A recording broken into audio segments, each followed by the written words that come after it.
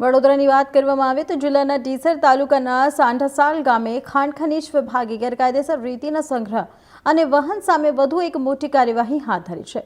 વિભાગની ટીમે દરોડા દરમિયાન એક લોડર, 4 ટ્રેક્ટર તેમજ અન્ય સાધન સામગ્રી જપ્ત કરી છે। આ કાર્યવાહીમાં અંદાજે 70 લાખ રૂપિયાનો મુદ્દામાલ સીઝ કરવામાં આવ્યો છે એ હોવાનો પણ જણાવ મળ્યો।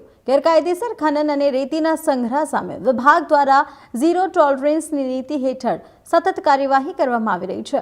ઉલ્લેખનીય છે કે 4 દિવસ અગાઉ પણ ખાણ ખનીજ વિભાગે આ જ વિસ્તારમાં આશરે 1.70 કરોડ રૂપિયાનો મુદ્દામાલ જપ્ત કરીને મોટી કાર્યવાહી કરી હતી। તો સતત બીજી વખત થયેલી આ કાર્યવાહીના પગલે ડીસર વિસ્તારમાં ગેરકાયદેસર ખનન કરતા તત્વોમાં ફફડાટ ફેલાયો છે। વિભાગે સ્પષ્ટ કર્યું છે કે ગેરકાયદેસર ખનન અને ખનીજના પરિવહન સામે આગળ પણ આવી જ કડક કાર્યવાહી ચાલુ રહેશે।